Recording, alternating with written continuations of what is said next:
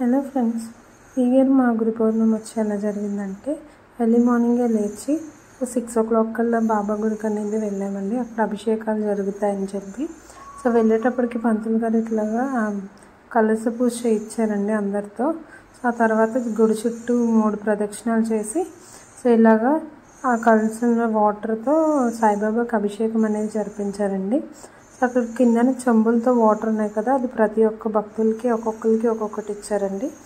అక్కడ ఆయన పోసాక, ఆయన చిన్న బాబా గారికి పోసాక తర్వాత వెంటనే పెద్ద బాబా గారికి కూడా పోసారండి. ఆ వాటర్ని అభిషేకం చేశారండి, ఆ తులసి వాటర్తో ఫస్ట్ ఆఫ్ ఆల్.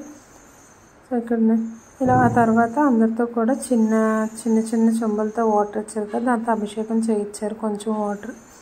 రిమైనింగ్ వాటర్ని మళ్ళీ పెద్ద బాబా గారికి అభిషేకానికి యూజ్ చేయమన్నారండి. ఆ తర్వాత ఇక్కడ చూపించే విధంగా గంధాభిషేకం చేశారండి. గంధం మొత్తం మన సాయిబాబా గారికి రాశారండి.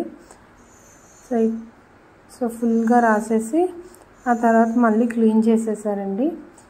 క్లీన్ చేసినాక అప్పుడు ఇగోండి ఇక్కడ చూపించే విధంగా పంతులు గారు క్లీన్ చేశారండి.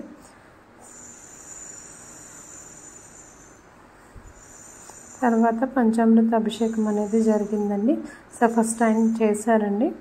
ఆ తర్వాత అక్కడున్న భక్తులందరితో కూడా పంచామృత స్నానం చేశారు. అందరూ లైన్గా బాబా గారికి పంచామృతం స్నానం చేయించారు. చాలామంది తేనె, పాలు, పంచదార ఇంకా ఏమేమి ఇవ్వాలనుకుంటే అన్నీ కూడా బాబా గారికి ఇచ్చారు. వాటితో పంచామృత స్నానం అయిన తర్వాత ఇట్లా మనం పెద్ద బాబా గారికి ఇలాగ స్నానం అనేది చేయించారండి. అందరూ కూడా శుభ్రం చేశారు బాబాగారి ప్రతిమ స్టాచ్యూని వచ్చి. తర్వాత బాబాగారిని ఇలా అలంకరించారు. పెద్ద బాబాగారిని అలా అలంకరించారు, చిన్న బాబాగారిని ఇలా అలంకరించారండి.